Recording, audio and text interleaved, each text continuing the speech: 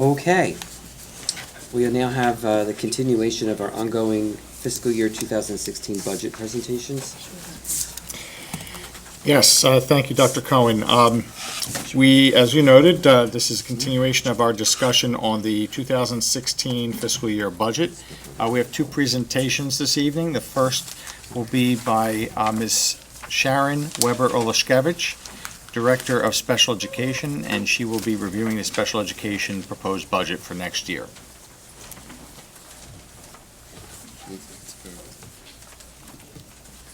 Good evening. Thank you for allowing me to present. It's a tough act to follow after those wonderful presentations. And I thought what a wonderful district this is, that we provide all students with such wonderful quality programs and experiences. And kudos to you for also offering the same opportunities for students that experience some challenges. And that's what I'm presenting tonight. Those students who are classified as eligible for special education and related services and eligible for speech and language services. You have the budget. So I would just gloss over, talk about our requests, and then answer any questions. What is contained in this budget is educational program and related services that need to be provided as mandated by the state and federal code. You'll note that overall, my budget has gone down, even with the request. I have to credit the board because in the past, when I first started here many, many years ago, we had a large number of students that were out of district. I think it was approximately 130. Right now, we have 69 students. And next year, it's only budgeted for 62 because we have to look at the continuum. But we actually have been able to create programs in district and provide quality programs for students requiring self-contained classes based on your support and also the building expansion because we needed room to do that. You'll also see the programs for OTPT that we provide, educational evaluations. That's really remained static quo. It's still cheaper for the district to contract out for OTPT providers than to hire our own. OT, occupational therapists, start with the master's minimum, and a physical therapist has to hold a doctorate degree to practice. So at some point that may change, but not yet. We have a good contracted service provider who actually does a lot of release of services, and that's something that you have to monitor when you contract out for services to make sure they're not building their own business, so to speak. But we're very lucky to have our current providers. I was going to go to the request, if that's okay. Mm-hmm. You'll see we needed more money for contracted OTPT services. This currently covers 504 students as well. There's not a lot of 504 students that receive related services, but they can't be classified unless they need a special education program too. So there are 504 students that just receive related services, and you're mandated to provide that. There's presently 184 students that receive occupational therapy. That doesn't talk about the frequency and duration, the group setting, and 23 that receive physical therapy. Occupational therapy are for students, a lot of our students in the autism class because they have low muscle tone and require sensory diet. So that's why those services have increased over the years in comparison to the past. You'll see that we asked for a stipend position for a 10-month to 12-month psychologist. If you recall, years ago when we had the big cut, I lost a position, but we have many students that are referred over the summer. We're still obligated to the same timelines in the summer, so it would benefit, and I think even be cheaper to the district to reinstate a 12-month person from 10. I asked for more money, you'll see under child study team evaluations. Last year I spent $56,600, but you should know that the majority was spent for bilingual evaluations because by code you have to evaluate a student in their native language, that's the language they think in, when you're determining a disability. So we had 29 bilingual psychs and eds, 13 bilingual speech, and it depends how much the evaluation is based on the language. The rarer the language, the more the assessment is. 2 independents, 2 vocational, and 1 augmentive. And augmentive is for nonverbal students, where we're trying to figure out what's the best mode of communication for them, because communication is important for all human beings, but we don't have the expertise or the devices to test varied students, so then we'll send out when we can't do it in-house. There's lots of requests for classroom teachers. If you reviewed the budget, I made a little crib note, and that's really a program expansion.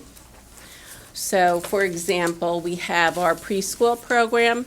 Our preschool is full. We're really getting a lot of referrals.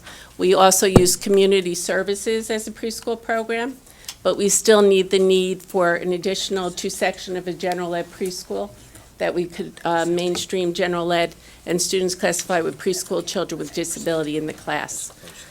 Community programs does not toilet train. That's not their component. A lot of our students, even though they're in a general ed setting, do need toilet training.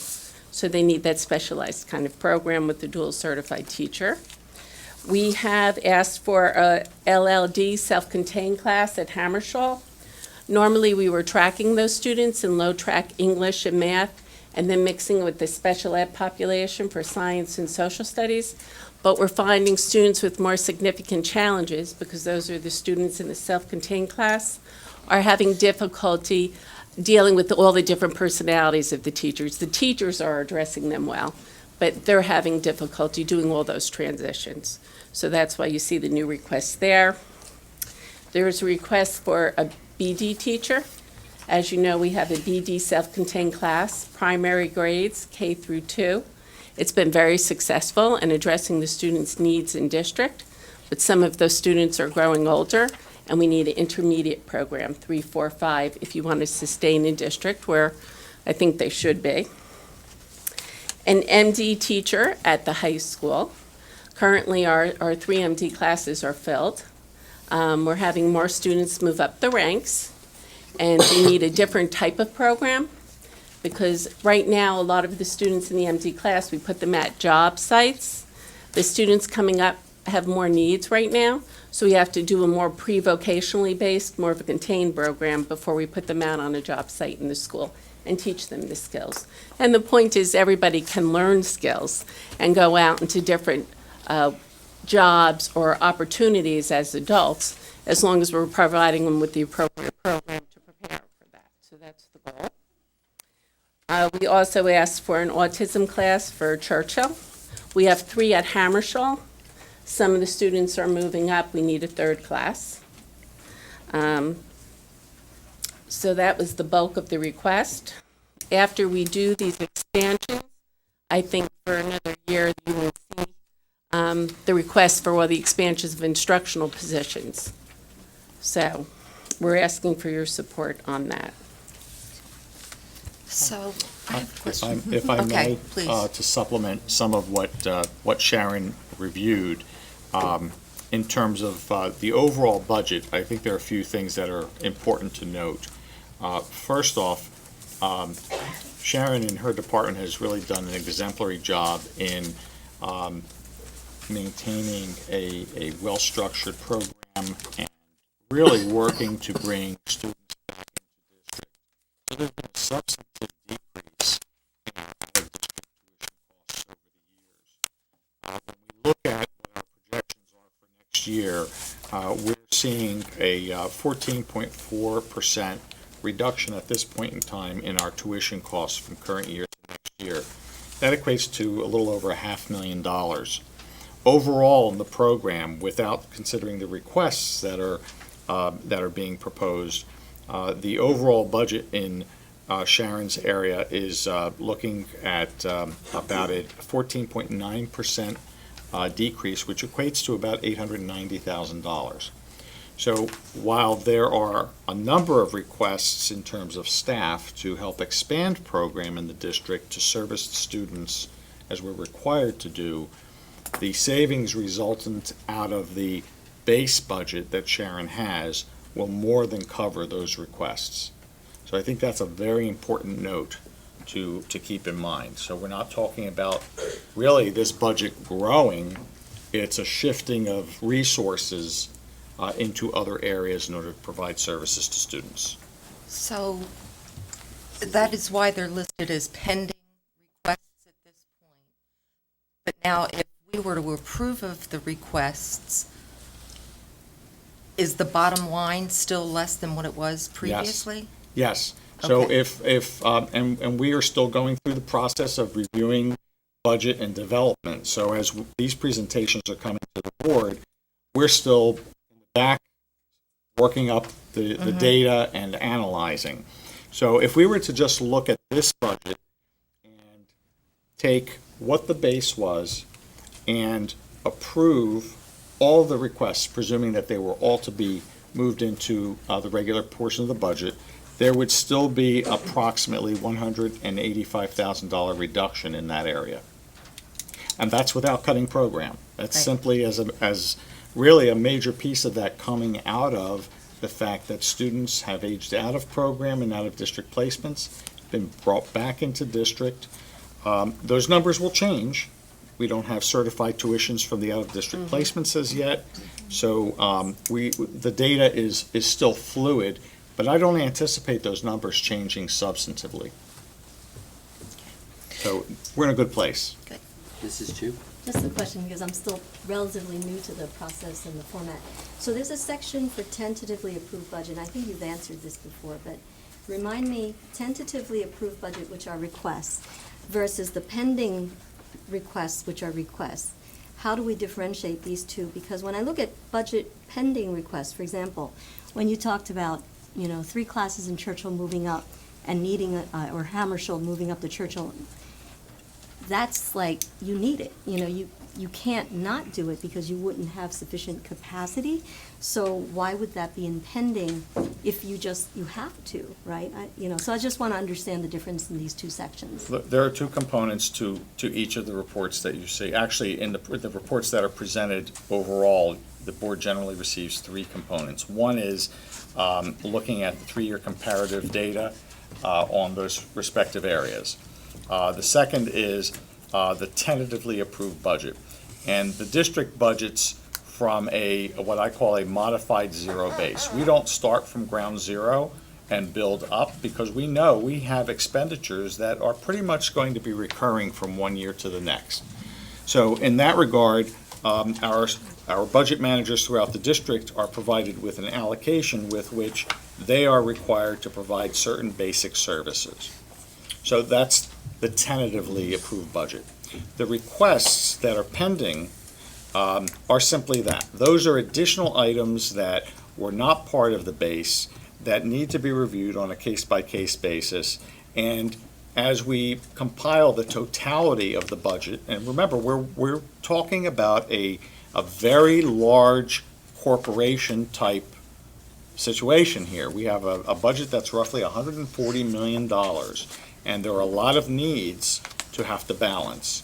So it's easier for us to review these requests as we proceed and make those decisions as to what needs to be approved, rather than put all requests into an approved status and then have to go back and say, well, we can't do this, now let's pull out. And trying to identify those things that get pulled out is a lot harder than doing the opposite, identifying the things that will actually go in. Because special education is a unique situation because they're required services, it's one of those areas that most likely the items that are in there would be approved to advance. Because these are not, I would like to No, add a these are not section. like This is tos. Correct. something we need to do. Right. Yeah. Although sometimes I put, I would like to be Right. fair, but, and not in this But budget. some of the Right, items- right. right. Mr. Simmons had a question? I was just going to say, Ms. Olszewicz, when you started in this position, this is a few years ago, I remember that, one of Yeah. your goals was to bring our kids back in district. And, I mean, you've clearly achieved and surpassed that goal, and by doing so, your budgeting skills are probably top-notch. Oh, The thank way, you. But the way you've put together a program and explained the components of it, and you do this every year, and you do it marvelously, and continue to bring down the budget a bit. So, I appreciate that very much.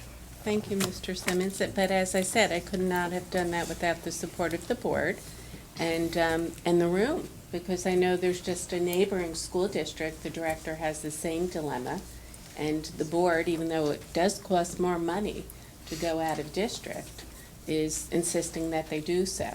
I don't know what the rationale is. So I always appreciate your commitment to the special ed students, because without that, we're a team. I couldn't do anything.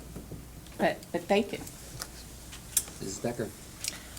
Thank you, Sharon, for that presentation. I want to touch on that point again about out-of-district tuition. Mm-hmm. Because we're talking a lot about how it's much more cost-efficient to bring the programs in-house. Mm-hmm. So we are regulated as a board. We have caps for, Correct. I ask this every year because I think it's important for people to know. We have caps for salaries, we have caps for how much we can increase the budget. Schools that take out-of-district kids at these yearly tuition rates, are there caps, or are they regulated in terms of how much they can increase tuition? No, and it's really an ongoing issue with director. Many, many years ago, I think Bernie remembered how many, there was a cap. They removed the cap. And not only did they remove the cap, which is particularly annoying, they could back bill you for 3 years ago, which happens frequently. I might get a bill from a out-of-district school and saying, based on the state audit, you owe $80,000 more per student, which I find very frustrating, because in a business, if I'm contracting with somebody, it's the contract. If you underestimate or overestimate, that's really should be your issue as the business, not my issue. When we take tuition students in, we adhere to our tuition rate. We don't back bill them, I don't think, or have we? But not 80,000. So I've gotten back bills for 80,000 per child, which, how are you so far off? Yeah. Really, when you think about it. So we have to place a child out of district because their needs are so specialized that we just don't have the program. There's no negotiation with No. we must pay whatever they said is tuition, and they Yes. can increase that tuition as much as they want year to year. And retroactively. Yeah, Well- there must be some state procedure, Well, but, I think it's important to understand how, and I'm not justifying those exorbitant costs that we often pay in out-of-district placements. There is a formula by which those tuitions are determined. It's governed by the administrative code. Private schools for the handicapped do have to follow a structure, a methodology for developing their tuition rates. Be that as it may, there are often costs in those bottom line tuition rates that go above and beyond what we would do. But that's something that's permitted by code. And in terms of the adjustments Sharon is referring to, one of the things that occurs with private schools for the handicapped and public school districts is that a tuition rate is only an estimated tuition rate at the time that it is released.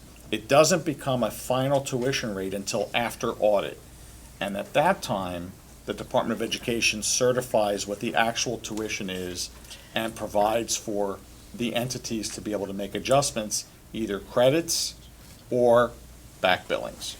Yeah, right. believe me, I was not suggesting that a private school just randomly picks a number No, to come, but- but I. There's we- also extraordinary aid that's available for students whose, yearly costs exceed a certain level. Right, So 55,000, and they have to related service. I just They wanted to tightened it up, reinforce this and it's- concept of It's bringing. just the balance. No, I have that dilemma too. I mean, a state college school charges $127,000 for one student with ESY. Now, I don't know, I think you could probably hire their own teacher for less than $127,000. So I don't know what the criteria is that would justify $127,000. I understand that that school takes very difficult children, but 127,000 is a lot of money.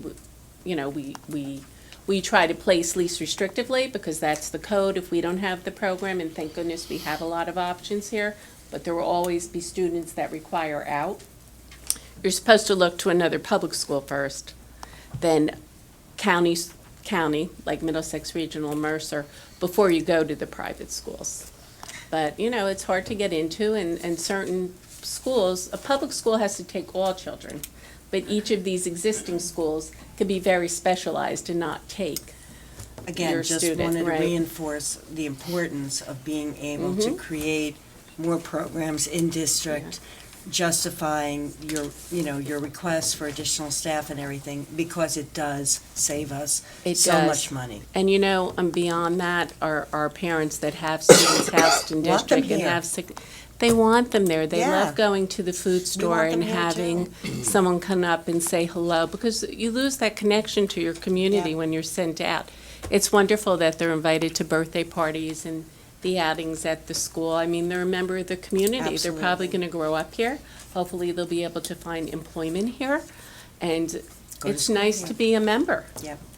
There was the last presentation where they had all the jobs that were being offered to some of these kids Yeah. and by employers in the district and in the township, and Yeah. that's exactly what we're looking to do. And it does create a sense of community, which is missing in a lot of places, so I congratulate you on Yeah. helping create that here. Yeah, thank you. Thank you, Sharon. Thank you. Thank you.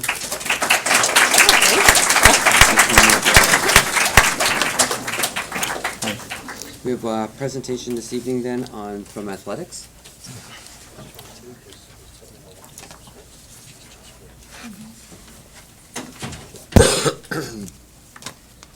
Thank you, everyone, and good evening. My name is Christopher Iannazzo. I'm the supervisor of physical education and athletics, and tonight I'm going to present the comprehensive budget for the physical education and athletics budget for you. Before I begin, I'd like to thank the East Brunswick community and the board members for allowing the students to continue the excellence not only in the classroom but on the athletic fields. The students have been provided with great opportunities and state-of-the-art facilities. The school board has shown great support as we have not had to cut any athletic programs, and we absolutely appreciate the continued support in years to come. We truly represent excellence in academics, athletics, and the arts. I'd like to begin with the K-12 physical education budget. We've allocated enough money to provide our K-12 students with proper equipment and tools to boast an excellent physical education program. With the emphasis on fitness and team-building activities, these funds help to supply the teachers and students with supplies they may need to perform day-to-day activities. We also allocate money to provide for our adaptive physical education program as well. This money provides the students with modified materials and equipment to provide for all students and their many different educational needs. Moving on to athletics, there are more big-ticket items I'd like to discuss. First are our purchase services. These items are a necessity for our programs. Within the portion of this budget is rental services for outside venues such as Middlesex County College Pool, Carrier Lanes, Tamarack Golf Course, and it also encompasses reconditioning of our equipment to ensure its safety for our athletes after each season. We also involve security at all our home events, and that also comes out of this portion of the budget. Next are the supplies and materials for our teams. With this portion, each team is allocated appropriate funds to provide each of them with the proper equipment they need for each season. Some things include replacement uniforms, which are on a rotation, game balls, supplies for practices, and coaching tools. Our transportation budget is the biggest, and it must be that way. We must provide our athletes for travel, home and away contests, and tournaments. We budget to assume that all of our teams will advance to the highest level to ensure that we have enough to get through the entire season. Each year, our travel costs rise by about 4%, and we take that into consideration when proper allocating our funds. We try to use our own buses to save costs whenever we can as well. Another thing that we need to pay for are the officials for our games. Not only do we need buses, but we need officials as well. The officials are on a 3-year cycle, and that's a set fund that we have to pay. And again, we take the total number of games by the official fees, and we add that all together to get our allocated funds. Finally, I'd like to talk about the requests on this budget, if you don't mind. First, on the request is a department chair for physical education. The physical education department and the students would extremely benefit from this addition. Someone who would spend their entire time focused on physical education and work to find ways to better improve our already great programs. With the influence of technology and the epidemic of childhood obesity, this person could help to work collaboratively with the PE staff to find ways to better combat these problems. With 11 schools in the district and 37 full and part-time staff employees, this person would help provide daily operational support as well. Next would be the transition of the part-time athletic trainer to full-time. The budget requests including enhancing the athletic trainer for support of student athletes. During the recent Finance Committee meeting, the committee requested additional information which we are compiling. So I'm going to defer the detailed discussion on this item until we can meet with the committee again to provide that supplemental information.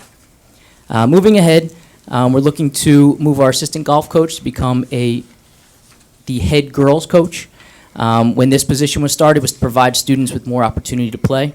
It has blossomed into a full girls golf team, and at this time, the assistant coach is taking care of the girls program and providing all the same duties as a head coach.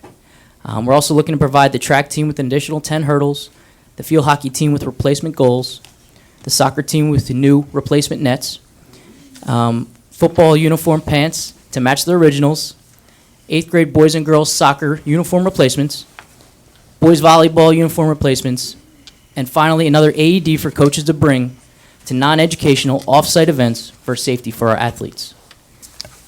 Are there any questions about the allocations or requests? Are there any questions? Mr. McAvoy. Mr. Iannasso, does the, with regard to full-time girls golf coach, does the Red Division, do all the schools have girls golf now? At this time, we are in a different conference. Next year, the GMC is looking to have a full schedule for the girls' golf team. And so our girls compete regularly, just like the boys? Absolutely, and they're very successful, And the girls have GMC tournament. of course. Girls have NJSIAA Group 4 tournament, Yes, they do. but they don't have a coach. Right now, they have, the assistant golf coach is taking care of the girls' program, yes. But they don't have a coach. Correct. Thank you. You get that. Mrs. Becker. I just wanted to say, good job on your first budget report. Thank you. Are there any other questions? Thank you very much. Thank you.